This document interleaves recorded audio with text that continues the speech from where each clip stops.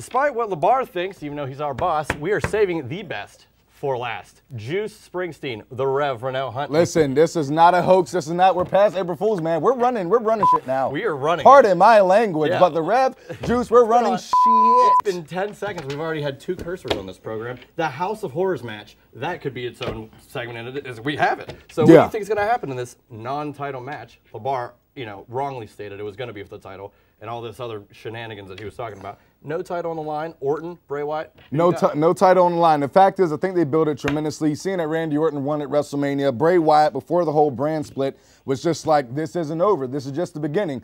A lot of things that have me on the edge right now. I'm going to say this. When you remember his promo, Juice, he said, I'm going to break you. I'm going to make you bliss. I'm going to make you boy. I'm like, hell yeah, we're bringing the Inferno match back. Maybe. But then he went further, so like, Do you think this is more like an Ambrose Asylum match we saw with him and Jericho, where they just have a cage match with some weapons, or is it going to be something like some fire? Is it going to be a boiler room brawl? What do you think? Inside the ring, or is it in the back, a pre-tape? My honest opinion is, because it's pay-per-view, I'm going to say it's going to be something that's going to be physically seen. If it was not pay-per-view, I would honestly go to this extent.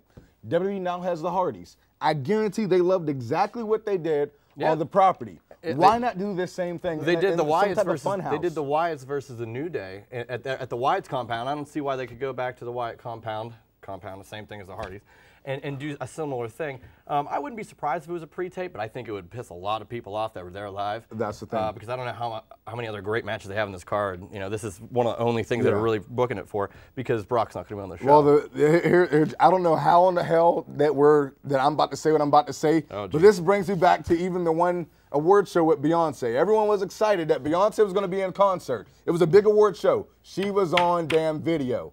Why not have the same thing happen? I don't know how Beyonce and wrestling goes together, but it does make sense. If it can happen there in the shoot world, why can't it happen right now? Okay, so we have the House of Horrors match. It's not for the title or anything, so naturally I will say that Bray Wyatt would have to win here. There's no reason for him to not win a match that it's his match, it's his creation, it's his blah, blah, blah, and it's no title. And I don't think Orton's going to lose the title. Orton has a big challenger in Jinder Mahal coming up, so I don't see that being a factor. Who do you think is going to win this match? I unfortunately agree with you. If it was for the title, I would definitely say that Randy Orton's going to win it. Okay. I mean, that's just how I would book it. The rest bookulations, I would say that Randy Orton is going to win it. A lot of fans say, why isn't Bray Wyatt winning during the big pay-per-views? Listen, he's won the Elimination Chamber. He's won it wherever God else knows what. He can win. He can capitalize. The fact is, when you are that good in the ring, wins don't count. The fact that you can put on a tremendous story. I mean, you've seen it at the Joey Janela's show, of course, and everyone else's show. It happens. And the fact that Bray Wyatt doesn't have to win to be great and have this great character.